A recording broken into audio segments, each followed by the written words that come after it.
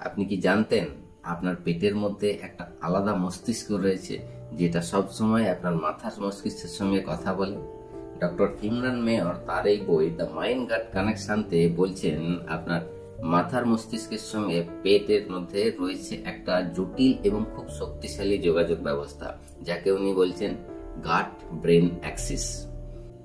এই সংযোগটা ঘটে physically Vegas নার্ভের মাধ্যমে এবং রাসায়নিকভাবে হরমোনস, ইমিউন সিগন্যাল এবং নিউরো ট্রান্সমিটারের মাধ্যমে, যেটা তৈরি করে আপনার গাট ব্যাকটেরিয়া।